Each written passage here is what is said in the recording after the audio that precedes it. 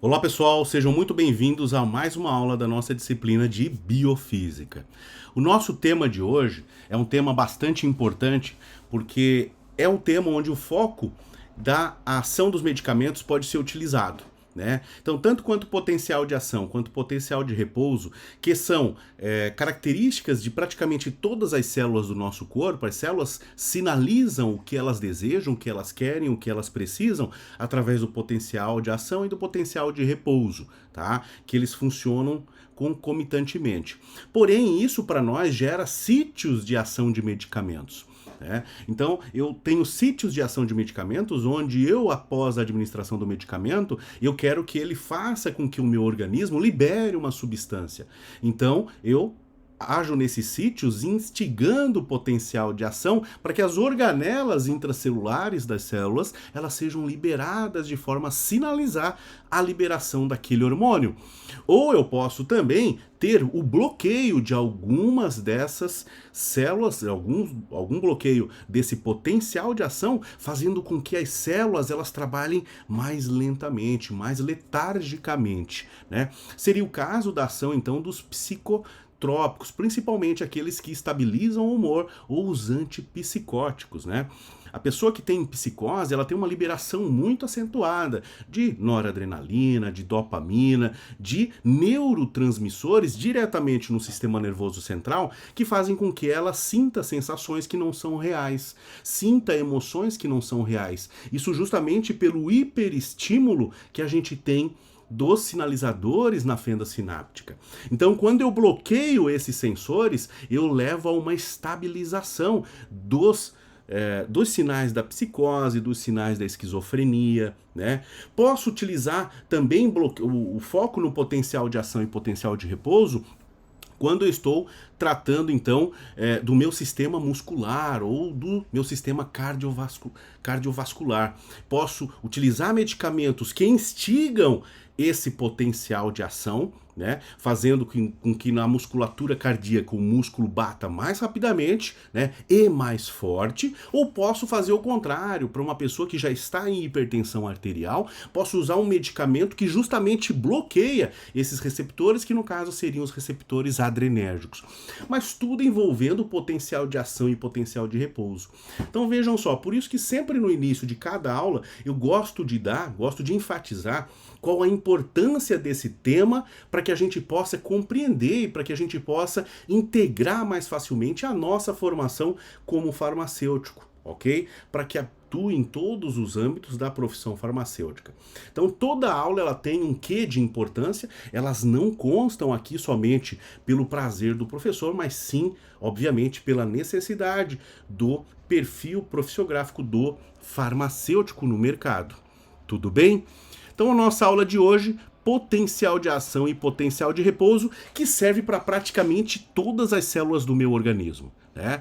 Todas as células do meu organismo, praticamente, elas têm funções. Seja uma função de contração muscular, seja uma função de sinapse química no meu cérebro, levando uma informação de sensação de dor, sensação de prazer, sensação de toque, ou mesmo um pensamento, tá? Ou células do meu sistema cardíaco fazendo com que a musculatura bata mais lentamente ou mais rapidamente, conforme a necessidade do controle da pressão arterial.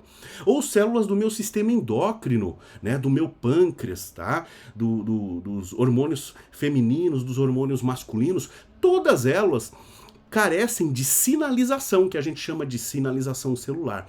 Essa sinalização celular é uma sinalização que faz com que a célula trabalhe atuando pelo fim que ela foi desenvolvida. Ou seja, uma célula muscular, ela faz a contração e o relaxamento muscular. E ela só vai fazer a contração e o relaxamento muscular através do potencial de ação e potencial de repouso. O pensamento, né? Quando a gente pensa, quando a gente procura uma informação que a gente já teve, está armazenada no nosso cérebro. O que a gente faz? A gente ativa aquela célula através do potencial de ação e potencial de repouso. Quando eu quero que o meu pâncreas libere a insulina, potencial de ação e potencial de repouso. Ou quando ele libera o glucagon, né, que é um oposto da insulina, potencial de ação e potencial de repouso. Tudo bem? Então a gente pode dizer que o nosso sistema nervoso, ele é dividido entre sistema nervoso central e sistema nervoso periférico. O sistema nervoso central mais o sistema nervoso periférico congregam todo o nosso corpo. O sistema nervoso central, eu tenho nele a composição feita pelo cérebro e pela minha medula espinhal, tá? Pela minha medula espinhal. A partir dessa medula espinhal que fica dentro, tá, dos corpos das vértebras, eu tenho aí sim os nervos que fazem toda a ramificação para todas as células do meu corpo. Tudo bem? Para todas, tá? Desde abaixo do pescoço até, digamos, até a ponta dos pés, são comandadas essas células por esses feixes, tá? Do que compõe o sistema nervoso periférico. No sistema nervoso periférico, pessoal, eu tenho o sistema nervoso periférico somático e o autonômico, tá? O somático é aquele que eu comando ele. Já o autonômico é aquele que ele trabalha sozinho, mesmo que eu não precise comandar ele. Seria o exemplo da respiração. Se eu quero, digamos, contrair o músculo do meu bíceps, eu tenho que mandar essa informação para ele e fazer esse movimento. Agora, porém, o meu diafragma, eu não comando. Agora eu vou inspirar e agora eu vou expirar. A gente sabe que a gente precisa muito da musculatura do diafragma para processo de respiração e troca gasosa. Mas eu não comando ele, ele trabalha sozinho, porque é um músculo muito importante para a manutenção da vida. Assim como é um músculo muito importante para a manutenção da vida, o coração. Então eu não controlo se o meu coração bate mais rapidamente, se ele para de bater, se ele bate mais lentamente, eu não consigo controlar isso. É um sistema nervoso autonômico. Tudo bem? E o sistema nervoso autonômico se divide entre sistema simpático e sistema parasimpático, tá? O sistema parasimpático está mais relacionado à musculatura esquelética, tudo bem? E ele é comandado principalmente por um neurotransmissor chamado acetilcolina, ok? A gente vai ver mais sobre ele, a aplicação dele, inclusive como sítio de ação de medicamentos. E o sistema nervoso simpático é aquele sistema nervoso que dá aquela sensação de luta ou de fuga pra gente. É ele que faz o coração acelerar ou desacelerar. E ele é comandado principalmente por um neurotransmissor chamado noradrenalina. Tudo bem? Então, o meu coração ele funciona através dos comandos da noradrenalina, que, quando em alta concentração, disparam o coração. Quando em baixa concentração, diminuem a função cardíaca. Tudo bem? Então, durante o dia, normalmente, eu tenho maior liberação de noradrenalina, porque eu tenho muitos afazeres, eu entro em atividade. Quando chega o período da noite, a noradrenalina cai no meu corpo, tá? Justamente para que o meu corpo entre em repouso. Meu coração, ele bata mais lentamente, somente para a manutenção da vida, da estase. Tudo bem? E é inclusive justamente a noradrenalina que deu origem à adrenalina, que é o que a gente utiliza quando uma pessoa tem falência cardíaca aguda e eu preciso fazer a reanimação dessa pessoa. Né? Então, a adrenalina intracárdica, né, administrada diretamente no coração, que é feito por paramédicos ou em regime hospitalar, ela funciona justamente para isso. Naquele momento da parada cardíaca, a gente precisa que a pessoa volte a bater, o coração dela volte a bater para que ocorra a oxigenação celular e ela não venha a ter um dano. Ocorre muito para pessoas que têm overdose de drogas, como cocaína, heroína, tá?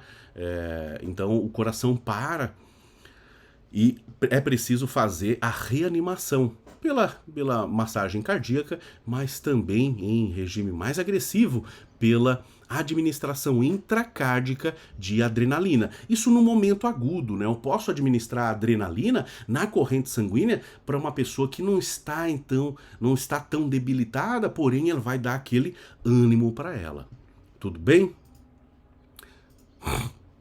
Então, a fibra nervosa, pessoal, e quando a gente fala em fibra nervosa aqui, a gente não está falando somente dos neurônios que ficam no cérebro, tá?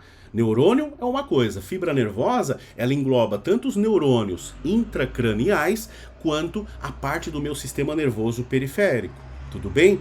Porém, a anatomia dela é bastante importante e nos explica muito sobre características das pessoas e também locais de ação de medicamentos. Então, todos os sinais nervosos eles são transmitidos por fibras nervosas no cérebro, na medula espinhal, que fica dentro da coluna vertebral, e pelos nervos periféricos.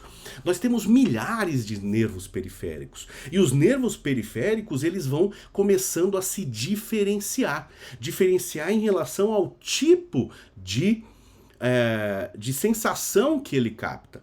Então eu tenho nervos periféricos de dor, eu tenho nervos periféricos que estimulam contração, tenho nervos periféricos que estimulam ativação celular, nervos periféricos que estimulam a liberação de hormônios, nervos periféricos que fazem a sensação de frio, nervos periféricos que fazem a sensação de calor, porque eles são diferentes. O calor não é ausência de frio para o meu corpo, e o frio não é ausência do calor. Então, são nervos completamente diferentes, tá? Tanto o nervo de sensação do frio quanto o nervo da sensação do calor são nervos diferentes, com nomes diferentes, inclusive. Tudo bem? Nervos de sensação de dor, periféricos, profundos, né? Isso que nos explica porque um corte muito superficial da pele muitas vezes dói mais, né? Um corte de papel dói mais do que um corte mais profundo, tá? Porque quando eu corto superficialmente, eu estimulo esses nervos. Quando eu corto mais profundamente, muitas vezes eu faço a ruptura desses nervos, fazendo com que a passagem da informação da dor para o cérebro seja prejudicada, tá? Justamente porque eu quebro essa terminação nervosa. Tenho terminações nervosas do tato, do prazer. Por isso que eu tenho zonas erógenas no meu corpo, que são zonas onde eu tenho terminações nervosas de tato e de prazer muito mais abundantes, tá? Isso é a explicação das zonas erógenas, tudo bem? Então, eu tenho aqui um nervo, né? Um neurônio aqui no caso, que explica para nós as partes. Eu tenho o corpo dele, que é onde fica o núcleo, tá? E a concentração das organelas ficam ali. Tudo bem? As principais organelas intracelulares ficam ali. Tem o corpo. Os dendritos, que são terminações de recepção, ajudam na transmissão da informação de um neurônio para outro, tá? E o axônio, que é um rabinho do neurônio que termina, né, nas terminações de transmissão. Então eu recebo a informação pelos dendritos e a informação corre nesse sentido, através do axônio. Tudo bem? Essa informação que é transmitida pelo axônio do corpo para o terminal do axônio, ela é facilitada quando esse axônio ele é revestido. E ele é revestido principalmente pela bainha de mielina. E a bainha de mielina tem uma função muito importante para o nosso corpo, tá? Inclusive hoje já tem doenças relacionadas à desmielinização do axônio. Tá, que relaciona-se com demência senil, tá? A gente vai perdendo a característica de guardar informação de memória e tudo mais, justamente por conta da perda da bainha de mielina, ok? E a bainha de mielina que difere as pessoas em relação à sua capacidade intelectual. Pessoas muito inteligentes têm grande concentração de bainha de mielina. A bainha de mielina dela é mais espessa, tá? Quando Albert Einstein morreu, e ele foi uma das pessoas com maior QI, né, que é um teste de avaliação da percepção neuronal, né, de aprofundamento, eles estudaram o cérebro dele para ver se ele tinha um cérebro maior do que o das pessoas normais ou um cérebro com uma quantidade superior de células em relação às pessoas normais. E foi percebido nesse estudo que o cérebro dele tinha uma média semelhante ao da população normal, em tamanho, em peso e em número de células. Então aí começou-se os estudos, ali na década de 70 mais ou menos, de que não era o tamanho do cérebro ou a quantidade de neurônios que um cérebro tem que influenciam no grau de inteligência e capacidade de adquirir conhecimento pelas pessoas. Porém, percebeu-se que o cérebro dele tinha uma diferenciação. A bainha de mielina era muito mais espessa. E a bainha de mielina, pessoal, ela serve é como se fosse um fio de eletricidade. Por que os fios elétricos eles são isolados? Então eu tenho um fio de metal, normalmente o cobre, porque ele faz ele permite a transição muito mais rápida do impulso ali, da carga energética dentro de um fio, porém ele é revestido. Muitas pessoas acham que aquele revestimento ele serve para proteger a pessoa que utiliza aquela fiação. Só que não é.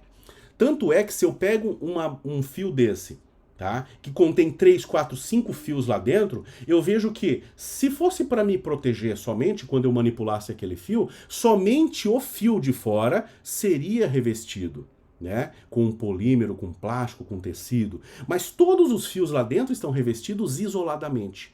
E é justamente por isso, aquele revestimento ele forma um isolamento, fazendo com que a informação passe ainda mais rapidamente de uma ponta a outra, no caso do fio de eletricidade, a própria eletricidade.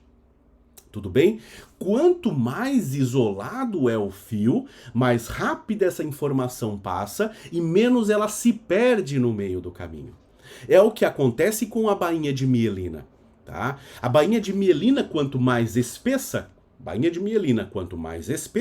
ela faz com que a transdução da informação de uma ponta a outra seja muito mais rápida e de que a aquisição da informação ela seja muito mais fixada. Tudo bem? Então, o que é uma pessoa inteligente? Uma pessoa inteligente é aquela pessoa que ela tem uma nova informação, ela capta aquela informação e ela guarda aquela informação para a vida inteira dela. E, além disso, é aquela pessoa que pega todas as informações que ela tem e ela consegue unir essas informações num novo pensamento, numa nova perspectiva, para formular uma resposta para algo que é um problema, tá? Então, a bainha de mielina, ela serve muito propriamente para isso. Pessoas que tendem a ter um QI alto, têm alta concentração de bainha de mielina. À medida que a gente vai envelhecendo, a bainha de mielina vai ficando mais delgada. Tá? Os nodos de Ranvier são pontos do axônio onde a bainha de mielina ou ela é demasiadamente delgada ou ela não existe mais, fazendo com que a passagem da informação de uma ponta a outra seja prejudicada, demore mais tempo, tudo bem? E as pessoas vão adquirindo cada vez mais nodos de Ranvier com a passagem dos anos, infelizmente. Já existem estudos que mostram que a bainha de mielina ela é muito formada nos primeiros anos de vida, então vai depender muito dos primeiros anos de vida. E já tem estudos que mostram que uma dieta rica em gordura nos primeiros anos de vida favorecem uma maior espessura da bainha de mielina, principalmente gorduras como bacon. Tá? Gorduras como bacon. Por isso que norte-americano e culturas um pouco mais avançadas comem muito bacon no café da manhã. Tudo bem? Então, existem estudos comprovando isso. Então, a fibra nervosa, né? São fibra de células excitáveis, tá? Células excitáveis por proposição minha, no meu sistema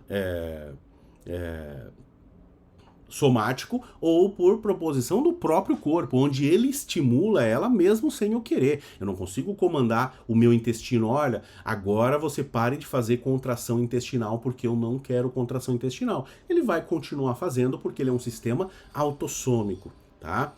Então, mas ela ainda é uma célula excitável, tá? Eu tenho mediadores que facilitam essa excitabilidade. E também mesmo uma célula que eu comando, como células musculares, tá ok? Então, eu tenho os dendritos, como a gente viu, o corpo celular, onde ficam as organelas que geram força para aquele neurônio, né? O axônio, a bainha de mielina, que acabamos de falar, e as terminações axônicas. Tá? Lembrando que o sentido da informação sempre passa do corpo para as terminações axônicas. E nas terminações axônicas ela estimula outros dendritos de outro corpo e assim vai dando continuidade. Por isso que um estímulo de uma coceira na canela eu consigo sentir no cérebro. E se, professor, você não sente no cérebro, você sente sim. Porque o estímulo da dor é o cérebro que manda o estímulo da dor. Então se eu começo a coçar a minha canela de forma suave, beleza, parece que eu percebo só localmente. Mas o cérebro está dosando aquela coceira para ver quão profunda ela é, tá? Quão perigosa talvez ela possa ser. Agora, quando eu começo a coçar demais, de forma a sangrar, a lesionar a pele, começo a sentir dor. Tá? Muito embora os sensores da dor estejam de forma local, a dor é percebida de forma cerebral. Vocês têm que entender isso. Tanto é que o que é uma pessoa em coma? Ou menos do que isso, uma pessoa que está sob o efeito de uma anestesia geral. A pessoa está sob efeito de uma anestesia geral. Se você já teve a oportunidade, infelizmente, de perceber isso, você podia ir lá no leito do hospital, né, ver o seu colega, o seu amigo, o seu familiar, e você podia beliscar a perna dele, podia perfurar a perna dele. Os sensores locais iriam perceber a dor. Só que a dor não chegaria no cérebro. Tudo bem? A dor não chegaria no cérebro. Então, as percepções, elas são cerebrais.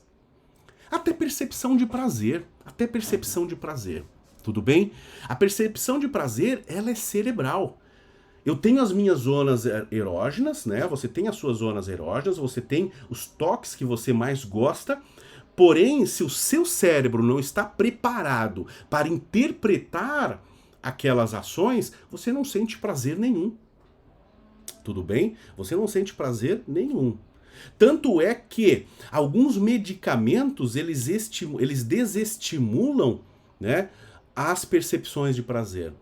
São medicamentos, digamos, que levam a disfunções da libido do homem e da mulher. Tudo bem? O topiramato, que é um medicamento utilizado, digamos, para depressão, para ansiedade, ele tem esse efeito. Para controle do transtorno de humor, ele tem esse efeito. Ele deixa a pessoa super feliz, super tranquila. Só que o limite de excitabilidade dela no cérebro já está tão alto que ela não consegue perceber uma excitação periférica. Tudo bem? Então lembrem-se, muito embora o meu sistema nervoso periférico ele tenha sensores em cada local do meu corpo, da minha pele, né, e quanto mais profundo ele vai penetrando nos órgãos, vai diminuindo, tá? Por isso que boa parte dos órgãos a gente não sente dor, mas sente dor em musculatura esquelética, ossos não sente dor praticamente. Tá? Mas ainda assim, se eu não tiver o cérebro, que é a CPU, que comanda a percepção dessas informações, eu não consigo percebê-las. Tudo bem? Por isso que a gente consegue também utilizar drogas que são contra a dor, que não agem no local da dor. Não agem no local da dor. É isso que explica a dor fantasma. Você sabe o que é a dor fantasma? A dor fantasma é a dor que a pessoa sente, tá? Quando ela amputa um membro.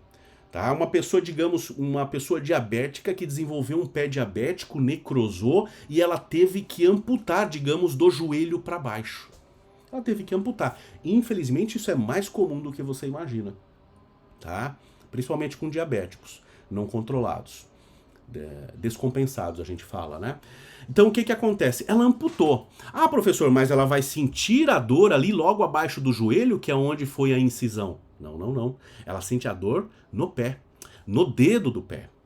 Como que ela sente a dor no dedo do pé se ela não tem mais o pé? Por isso que a gente chama de dor fantasma. Como que ela controla essa dor fantasma, professor, se ele não consegue mais passar um anti-inflamatório, tomar um anti-inflamatório que haja localmente lá, né? Um analgésico que haja localmente lá? Ele não vai tomar um analgésico periférico. Ele vai tomar um analgésico que age diretamente lá no sistema nervoso central. Exemplo, a morfina, né? A morfina, pessoal, ela age no sistema nervoso central, diminuindo a excitabilidade do cérebro na percepção da dor periférica. Um pouco mais fraco do que ela, a gente tem a codeína.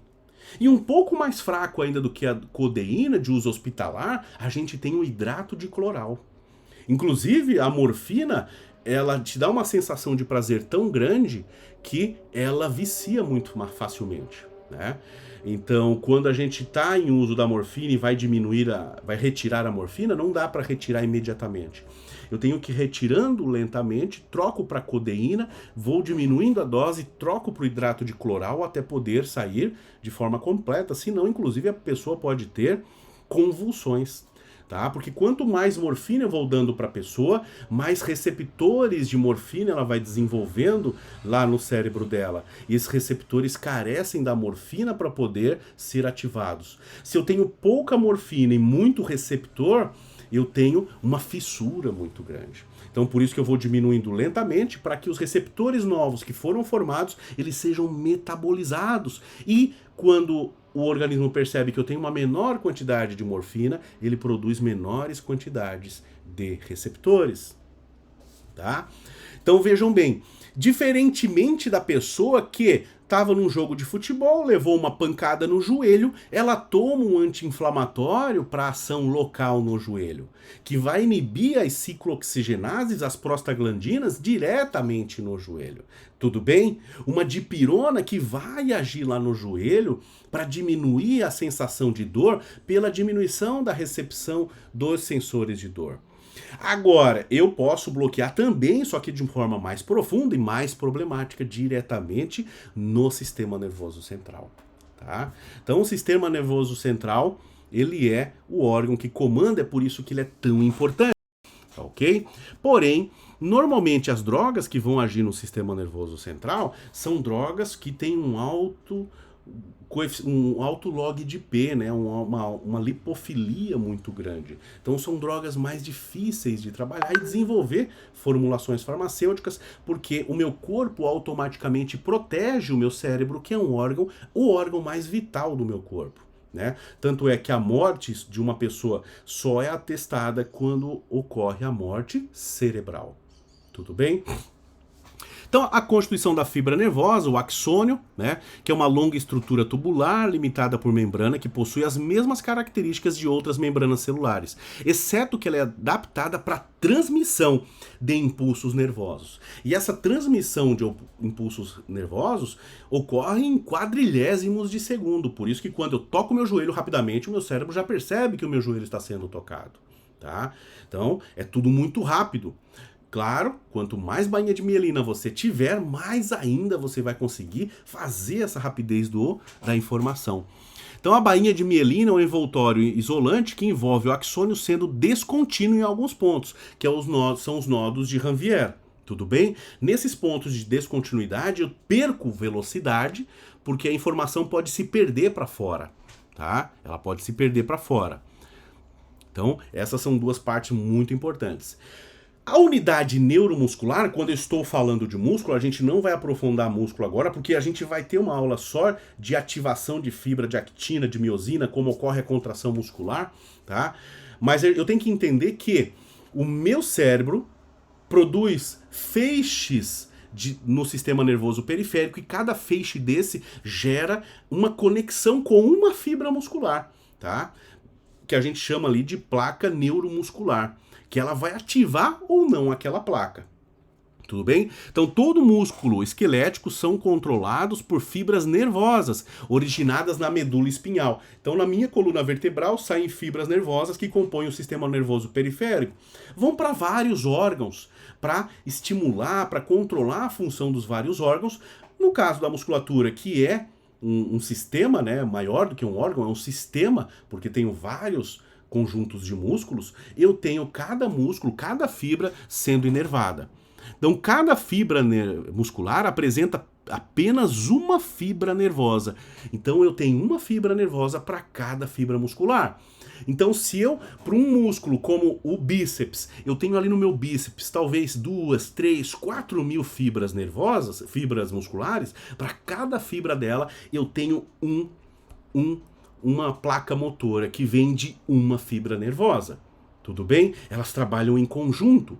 Existe mais ou menos de 3 a 10 milhões de motoneurônios anteriores na região do tronco cerebral.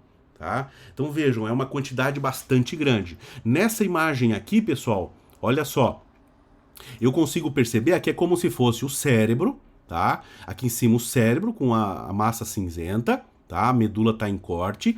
Daí aqui eu tenho, ó, um neurônio normal, aqui um neurônio de associação, que é um neurônio que fica entre dois outros neurônios. Eu tenho uma fibra motora que desce em verde aqui, tá?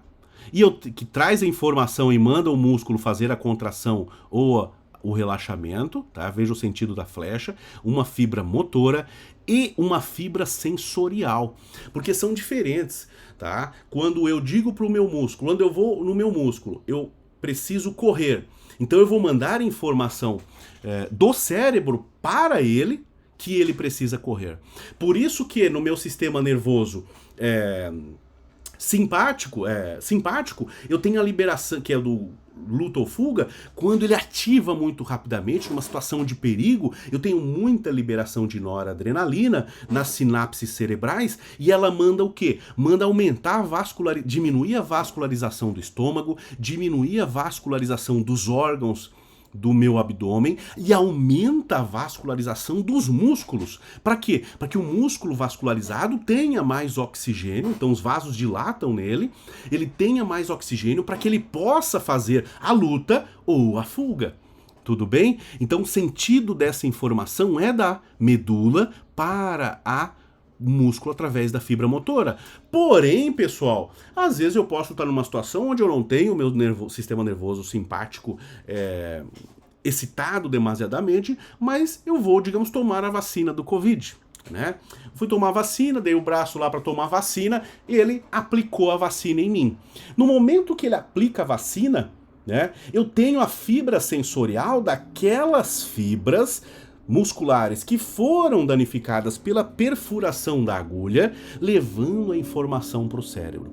Essa informação é levada por o cérebro, tá aqui é o sentido no feixe vermelho, o sentido da informação é para o cérebro, para que o cérebro dose qual é a extensão daquele dano. Se a extensão é muito levezinha, eu vou sentir um pouco de dor. Se a extensão é muito grande, o meu cérebro vai dizer, olha, que a dor seja intensa para que você cesse o quanto antes. Tudo bem? Então, esses dois sistemas de fibra são importantes para nós, tá? Isso para alguns órgãos não têm fibra sensorial. Tá? Alguns órgãos não têm fibra sensorial, somente fibra motora, tá?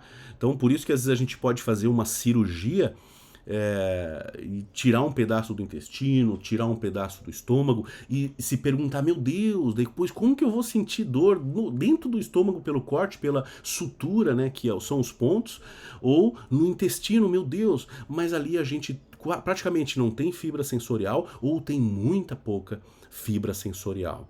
Sabe um local que a gente praticamente não tem fibra sensorial? É o cérebro. Por isso que as cirurgias no cérebro, elas são feitas sem anestesia geral. A pessoa fica acordada. A anestesia é somente local no couro cabeludo para abrir a calota craniana. Depois a cirurgia é toda feita no cérebro sem qualquer tipo de anestesia. Porque o cérebro, a CPU do nosso corpo, ele não tem fibras de dor, tá?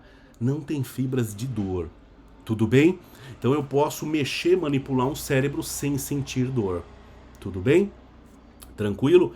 Praticamente todas as células do cérebro, tá? Não são todas. Umas partes do cérebro têm algumas fibras de dor para que a gente perceba quando há um inchaço do cérebro, né? Numa pancada, tá? Numa contusão do crânio. Então o cérebro incha, né, porque aumenta a vascularização dele para que o dano seja reparado, por esse inchaço pode lesionar áreas do cérebro. Então a gente sente dor, mas é principalmente uma dor gerada pelas meninges que são mais vascularizadas, tá? Da mesma maneira como na meningite, a pessoa sente uma dor muito intensa, que é na região da nuca, porque ela incha, tudo bem?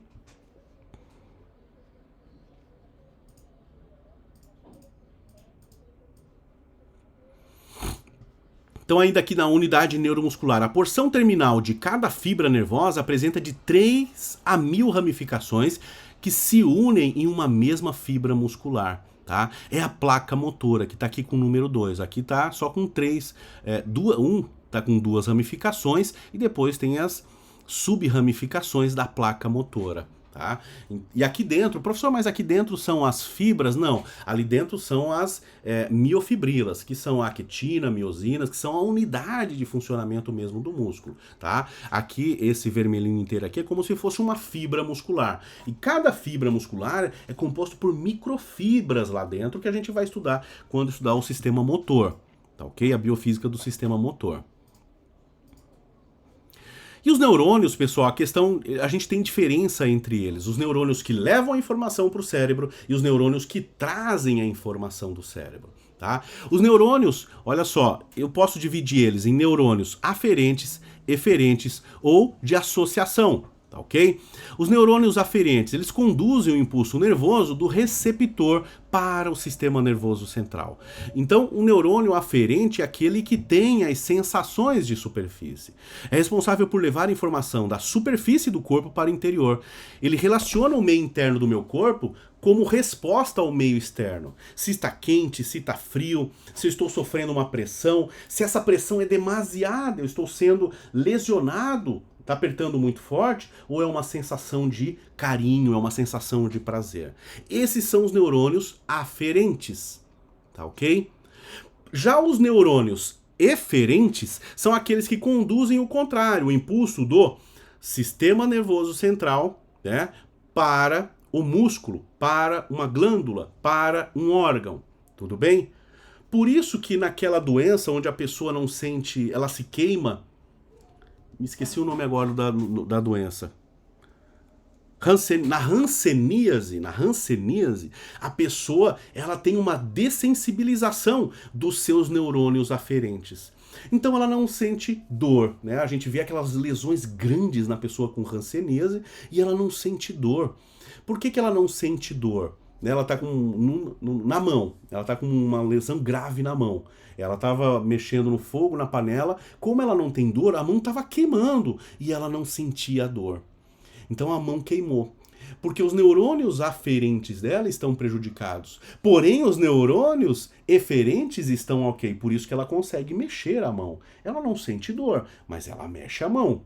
Então, por isso que posso não ter sensação num órgão, numa parte do corpo, mas eu consigo mexer ela, eu consigo operar ela, porque são duas placas neuronais distintas, tudo bem? E os neurônios de associação são aqueles que fazem a união entre dois tipos anteriores, não eles ficam no meio do caminho, tá?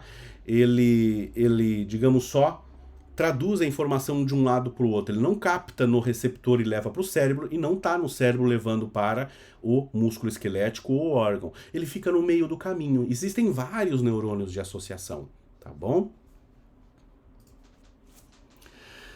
As sinapses, pessoal, que agora a gente está falando,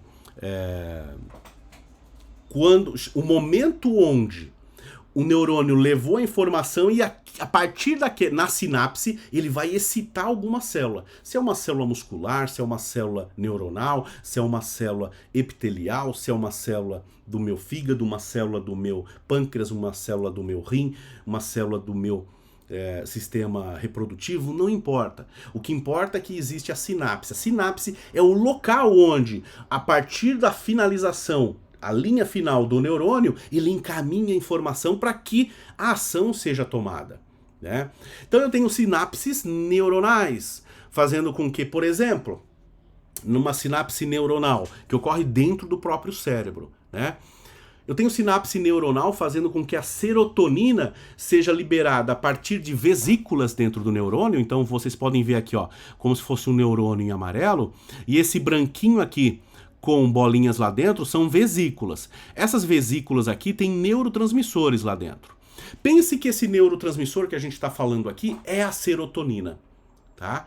Quando essa célula é excitada e a serotonina cai na fenda sináptica, ela interage com receptores pós-sinápticos, dando sensação de saciedade e de prazer, tá? Levando a um relaxamento das musculaturas, aumentando a concentração de sangue nos órgãos e principalmente sistema reprodutivo e estômago. Exemplo, quando a serotonina é liberada após uma refeição. Eu estou com muita fome, né? E eu fiz uma refeição. Quando eu finalizo a minha refeição, existem vários mecanismos que dizem que você pode finalizar a sua refeição. Um deles são mecanorreceptores dentro do estômago, na parede do estômago. Esses mecanorreceptores, que vêm de receptores mecânicos, eles têm uma certa distância entre eles, quando o estômago está vazio. Quando eu vou me alimentando, o estômago vai dilatando, esses mecanorreceptores se distanciam. Chega um ponto onde eles se distanciam que eles informam ao cérebro dizendo, olha, esse estômago já está bem dilatado, pare de comer, tá? Tudo bem? Esse é o ponto que a gente tem a saciedade. Ao mesmo tempo, lá no cérebro, ele libera serotonina na fenda sináptica para dizer, olha, a pessoa já está saciada, pare de comer, ela sente o prazer da saciedade. Como diminui a circulação do sangue da musculatura para esses órgãos centrais, para que eles façam a digestão, a pessoa fica relaxada, dá vontade de dormir depois de uma boa refeição. Tudo bem? Na mesma coisa após o sexo, né? Após o sexo, o homem mais normalmente, e a mulher, porém, também, eles se sentem mais descansados, aliviados, né? Porque libera muita serotonina na fenda pós-sináptica, dizendo, olha, já senti prazer suficiente, estou saciado. Tudo bem? Por isso que disse que o chocolate substitui o sexo. Por que essa afirmativa ela é em parte verdadeira? Porque o chocolate é uma substância, né, que gera muito prazer no seu consumo. Isso para 99 a cada 100 pessoas, porque sempre existe um maluco que não gosta de chocolate, né? 100% é difícil para qualquer coisa. Mas para chocolate é quase que unanimidade, né? Tudo bem? Então o que acontece? Quando a pessoa come o chocolate, ela libera muita serotonina na fenda pós-sináptica, que dá a sensação de prazer e saciedade. Logo, no encontro, nunca coma um chocolate antes de namorar. Tudo bem? Então, viu? Ó, biofísica também é dica de interação social. Bora lá? Então vejam só, isso aqui é muito importante para mim. Inclusive a gente tem muitos medicamentos mesmo que interagem nessa fenda sináptica. É um ponto de ação de medicamentos muito grande. Porque logo após a fenda sináptica, né, que seria aquele verdinho ali, vejam aquelas bolinhas vermelhas, a verdinha, são receptores. Porque eu libero a serotonina ali, mas ela só liberada ali, ela não faz nada. Ela tem que ativar um receptor de serotonina para dar a sensação de saciedade. Quanto mais serotonina eu tiver ali naquela fenda sináptica, mais receptores serão ativados. Mais sensação de prazer, mais sensação de saciedade. Tudo bem? Então eu posso interagir com esses receptores, estimulando ele, tá? Para agir ou bloqueando ele. Então vejam só, o que seria a depressão? Vamos ver um ponto de aplicação. A depressão, pessoal, é uma sensação de infelicidade praticamente sem motivo algum. Na depressão profunda, a pessoa chega a sentir dor corporal de tão down que ela fica, tão baixa, tão autoestima tão profunda. Tá? Como que eu melhoro essa autoestima? Como que eu melhoro essa percepção do mundo? Dando felicidade para ela e saciedade, prazer e humor. Como que eu posso fazer isso? De várias maneiras, porém uma delas, e uma das primeiras que se descobriu, era fazer com que a serotonina ficasse mais tempo dentro dessa fenda para estimular mais receptores.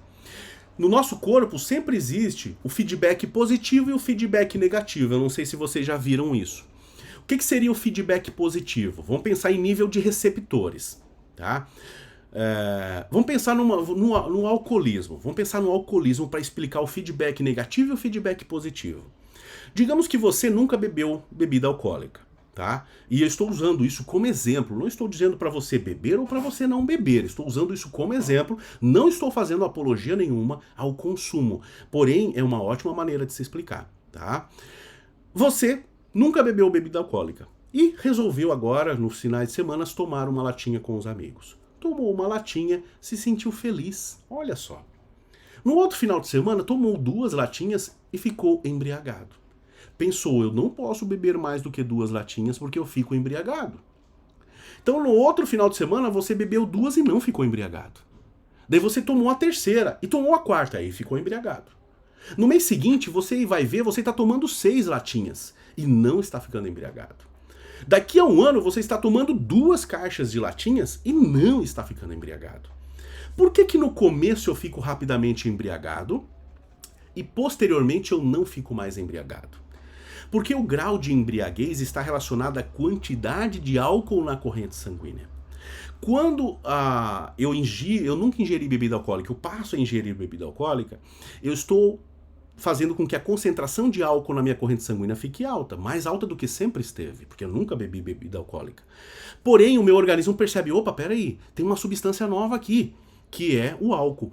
Mas peraí, eu tenho aqui uma enzima que metaboliza o álcool, fazendo com que ele saia rapidamente da corrente sanguínea. É uma enzima chamada álcool desidrogenase. Pessoas que não bebem têm pouca álcool desidrogenase, por isso que elas ficam com alta concentração na corrente sanguínea. Vocês vão ver que normalmente quem entra em coma alcoólico é quem bebe muito pouco ou nunca bebeu. Daí começa a beber e entra em coma alcoólico. No coma alcoólico eu tenho tanta concentração de álcool no meu sangue que o cérebro diz, eu vou desligar para que a gente consiga manter a vida até essa porcaria toda sair da corrente sanguínea. Tudo bem?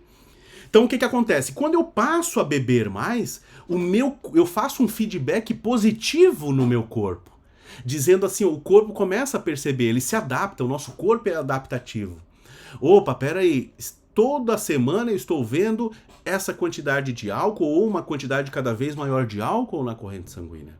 Então ele estimula as minhas células a produzirem mais enzimas conhecidas como álcool desidrogenase. Por isso que você vai ver que uma pessoa que é um ébrio eventual, né, um ébrio constante, a pessoa que se embriaga todos os dias, ela não vai entrar em coma alcoólico. Não vai. Não vai. Raramente. Só se alguém fazer ela tomar 5 litros de uísque. Tudo bem? Ou 5 litros de cachaça, de vodka, numa única vez. Por quê? Porque ela tem muita álcool desidrogenase na corrente sanguínea dela circulante, fazendo com que a concentração de álcool, muito embora seja alta, ainda não seja o suficiente para ela levar ela à morte. Tudo bem? E cada vez ela precisa de doses maiores e maiores e maiores para poder se embriagar, para sentir a tonturinha. É um feedback positivo, porque eu estimulo o meu corpo a produzir mais álcool desidrogenase. Mas você chegou no momento que você decidiu, não quero mais beber, não quero mais dar vexame, não quero mais passar por isso. Você para de beber. Ótimo, excelente, é uma boa opção, sem dúvida alguma. E daí você começa a diminuir a concentração de álcool desidrogenase. Você estava naquele período tomando 24 latinhas num único sábado à noite. E estava se sentindo feliz e tudo mais, mas não caindo de bêbada. Ou de bêbado. E você parou durante um ano. Tá? Parou durante um ano. A concentração de álcool desidrogenase na sua corrente sanguínea caiu demais até o basal. Até o pouquinho que a gente tem normalmente. Tá? Por que a gente tem um pouquinho normalmente mesmo não bebendo, pessoal? Porque o álcool, na verdade, ele é uma molécula que pode estar presente na bebida alcoólica, pode estar presente até num alimento. Os alimentos possuem poliálcoois. O álcool da bebida alcoólica, que é o que mais estimula a embriaguez, é o etanol, né? Que é 2 moléculas de carbono ligadas a uma hidroxila, um grupamento OH. Mas eu tenho hidroxilas também no sorbitol, que tem sabor adocicado, tem hidroxilas no própria sacarose. Por isso que a sacarose ela é um poliálcool, que é metabolizado também, né? Não somente, porém também, pela álcool desidrogenase. Tá? Porém, não dá para dizer que o açúcar, que o sorbitol, ele tem ação entorpecente. A ação entorpecente vai estar relacionada ao etanol, que é o monoálcool. Então você parou de beber durante um ano. Então o corpo faz um feedback negativo. O corpo diz, não precisa mais produzir enzimas álcool desidrogenases porque a concentração de álcool na corrente sanguínea está cada vez menor. Tudo bem? Da mesma maneira que a pessoa, ela que tem baixa serotonina na fenda sináptica, ela tem pouca estimulação dos receptores de serotonina, então o prazer, a saciedade, a felicidade dela cai muito. Então, eu estimulo o meu corpo a produzir mais serotonina, ou eu estimulo o meu corpo a não metabolizar aquela serotonina que cai na fenda sináptica, fazendo com que o estímulo da pessoa suba. Tudo bem? Porém, pessoal, isso é adaptativo, como eu falei, vai gerar um feedback, então ele vai produzir cada vez mais receptores, eu vou precisar cada vez aumentar mais a dose, tá? E raramente eu vou conseguir desmamar a pessoa. O que é desmamar? Retirar o medicamento e ela curada. Por isso que na depressão a gente trata a parte sintomática da depressão, porém o problema de fundo deve ser tratado, tá? Existe um problema de fundo, um trauma, alguma coisa que, uma infelicidade, uma angústia que leva a esse estado. Tudo bem? Então, na fenda sináptica, pessoal, que eu vou interação de muitos medicamentos. Medicamentos ansiolíticos para dormir, eles vão interagir aí nessa fenda sináptica, né, com um neurotransmissor em neurotransmissores que interagem em receptores GABA, receptores de ácido gama-aminobutírico, para estimular o repouso, o relaxamento. Por isso que eu utilizo ele para dormir. Tá? É na fenda sináptica, pessoal, que receptores de beta 1, beta 2 são ativados para diminuir a hipertensão arterial, fazendo com que a vasodilatação ela ocorra de forma branda, de forma a diminuir a pressão dentro dos vasos sanguíneos.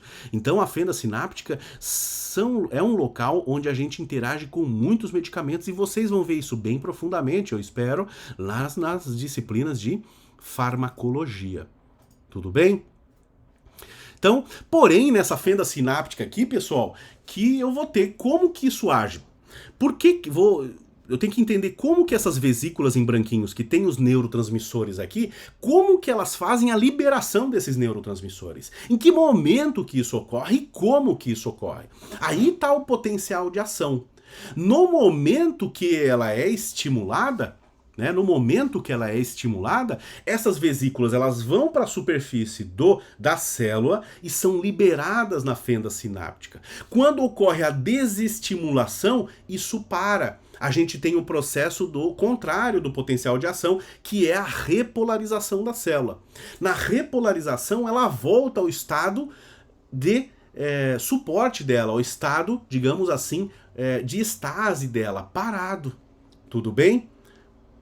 Então, no momento que a pessoa está sentindo prazer comendo chocolate, ela está estimulando os receptores de serotonina, a fenda sináptica, a liberar, dentro esses neurotransmissores, que no caso seriam a serotonina, aqui na fenda sináptica para que ela interaja com os receptores e dê saciedade. A saciedade aumenta tanto que gera um feedback negativo falando, olha, não libera mais porque aqui já está ok. Tudo bem? Tranquilo? Então, o que acontece? Os medicamentos vão agir aqui. Então, um dos medicamentos mais utilizados até hoje para depressão, que é a fluoxetina, ela interage justamente aqui nesse caminho entre a célula verde e a célula amarela, aqui no meio, na fenda sináptica. Mais particularmente, a fluoxetina ela vai interagir ali, pegando a serotonina que cai naquela fenda sináptica, tá? E diminuindo a recaptação dela para dentro do neurônio. Nem toda a serotonina que cai na fenda sináptica é utilizado para dar a sensação de prazer e saciedade. O que não é utilizado retorna de forma ativa para dentro do neurônio, para dentro dessas vesículas. Porém, quando ele retorna para dentro da vesícula, ele diminui o impacto da sensação de saciedade, de prazer e do humor. Então, o que eu faço? Como eu falei, é uma recaptação ativa. Então, eu tenho um receptor que pega a serotonina e faz ela retornar para dentro da célula. Eu pego a minha fluoxetina, depois de administrada, ela chega no sistema nervoso central e ela bloqueia esse receptor. E ela bloqueia esse receptor porque a fluoxetina é uma molécula aparentemente semelhante à serotonina. Então o receptor reconhece a fluoxetina como se fosse uma serotonina e puxa ela, opa, vem para cá. Quando ele puxa ela, ele bloqueia. Por isso que eu digo que o mecanismo de ação da fluoxetina Ela é um inibidor do receptor de recaptação da serotonina, um bloqueador da recaptação da serotonina. Isso se tratando somente da fluoxetina, a sertralina vai funcionar da mesma maneira. Tudo bem? Então, eu levo isso em consideração. Então, essa fenda sináptica aqui é um ponto estratégico para a ação dos medicamentos. Tudo bem? Então aqui, ó, eu tenho a vesícula sináptica, tá? Uma vesícula sináptica aqui em cima, com os neurotransmissores em vermelhinho. E aqui eu tenho a fenda sináptica e do outro lado eu tenho os receptores. Então os neurotransmissores, eles estão reabsorvidos nas sinapses normais. Então ele vai ser reabsorvido como aqui a serotonina. Uma reabsorção ativa, tá? Então a droga vem, pessoal, e bloqueia. Tá vendo aqui, ó, ele é ele é reabsorvido, tá vendo que ele vinculou aqui, ele agregou a uma pecinha laranja aqui, que por isso seria um receptor ativo, né, como se fosse um receptor de recaptação. Porém, quando eu lanço a minha droga aqui, ó, a serotonina se liga nesse receptor que faria recaptação e bloqueia ele. Logo, eu vou ter mais serotonina na fenda sináptica para interagir com receptores posteriores, dando maior sensação do prazer da serotonina. Tudo bem? O problema é o seguinte, pessoal. O meu corpo, ele percebe que a serotonina não está sendo recaptada. Não está sendo. Então ele percebe isso em 1 mês, 2 meses, e ele faz o quê? Opa, peraí. O tanto de enzimas que eu estou produzindo para a recaptação da serotonina para a fenda sináptica não está sendo em quantidade boa, eu vou aumentar a produção desses receptores de recaptação da serotonina. Logo, eu vou precisar cada vez de doses maiores de serotonina, tá? Porque eu me adaptei àquela dose. Chega um momento onde a pessoa está tomando lá uma dose de serotonina, que quando há 1 ano fazia efeito, ela ficava super bem, passava a semana bem, 1 mês bem, agora ela voltou ao estado de depressão dela, mesmo com aquela dose de serotonina. Tudo bem? Normalmente as drogas que agem no sistema nervoso central levam a algum tipo de dependência, porque o meu cérebro, ele é muito inteligente em se adaptar, tá? O nosso cérebro é muito adaptativo. Então o nosso cérebro é muito inteligente em se adaptar às situações. Se alguma coisa se desbalanceia, ele vai e ele ativa um feedback positivo ou um feedback negativo para contornar aquela sensação, ok? Por isso que a pessoa que faz uso de drogas ilícitas como cocaína e heroína, normalmente ela vai aumentando muito a sua ingestão. Por quê?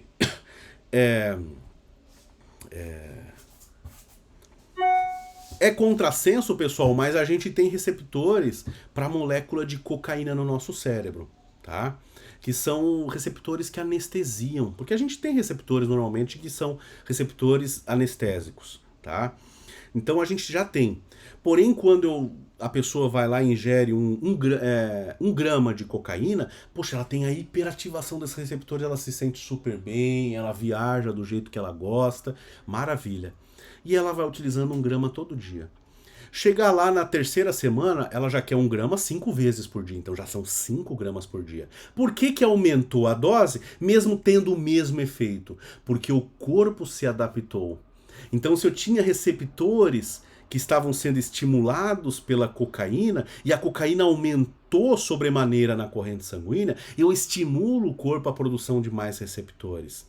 Logo, ela vai aumentando a concentração do uso diário, né? Quando ela vai ver, ela está tomando dose 500 vezes superior à primeira dose que ela tomou há 1 ano atrás, né? Por isso que as drogas, elas causam uma dependência extremamente grande. Primeiro que normalmente elas interagem com receptores que estimulam muito prazer, muita saciedade, né? Por isso que pessoas que utilizam cocaína e heroína são, quase que 100% dos casos, pessoas extremamente magras. Porque ela contempla a sua saciedade, o seu prazer somente com a droga. Então ela ingere um mínimo de comida porque ela não sente qualquer prazer em se alimentar. Tudo bem? Infelizmente, isso ocorre para as drogas que agem no sistema nervoso central, sendo elas ilícitas, como a cocaína e a heroína, porém, infelizmente, também para as drogas lícitas, que são os medicamentos, como os ansiolíticos, né? Um ansiolítico, a pessoa passa a tomar lá, digamos, diazepam, 5 miligramas para dormir à noite. Ótimo, fez efeito bom durante um mês. No mês seguinte, ela começou a acordar às 3 da manhã. Então ela começou a tomar 10 miligramas. No outro mês ela está tomando 15. No outro mês, 20. Chega um dia onde ela está tomando 5 comprimidos de diazepam e já não está conseguindo mais dormir à noite. Né? Professor, o que faz nesse caso? Se a pessoa tem um problema grande de insônia, troca-se a droga por uma outra droga que interaja num outro mecanismo, num outro receptor, para fazer com que aqueles receptores que ela produziu em demasia no uso constante do diazepam, eles retornem ao seu estado fundamental, a quantidade basal necessária. Tudo bem? E isso ocorre para quase todos os medicamentos que agem no sistema nervoso central. Guardem isso. Tudo bem? E essa aula, pessoal, ela vai ser dividida em 2 partes. Essa segunda parte aqui, a gente vai falar sobre a bioeletrogênese da célula. Como que ocorre, então, a liberação dessas vesículas com os neurotransmissores? Como que ocorre a ação, como que ocorre o potencial de ação e o potencial de repouso em relação à quantidade de cátions e de ânions que causam influxo para dentro ou para fora da célula. E vamos ver também a inserção de outros medicamentos que interagem justamente nesses canais de sódio, de potássio, né? Sódio, potássio, ATPase, de forma a reverter quadros de doenças para nós. Tudo bem? Tá ok? Então, como sempre, eu quero que vocês coloquem as suas dúvidas, vocês coloquem as dúvidas aqui embaixo dessa aula aqui no YouTube, ou mande lá no nosso grupo do Telegram, tudo bem? Então eu estou esperando as dúvidas de vocês, vai ser sempre um prazer respondê-las na medida do possível, e como eu falei para vocês, abrir também para dúvidas sobre qualquer assunto relacionado à farmácia, ok? E quero que vocês coloquem aqui como pergunta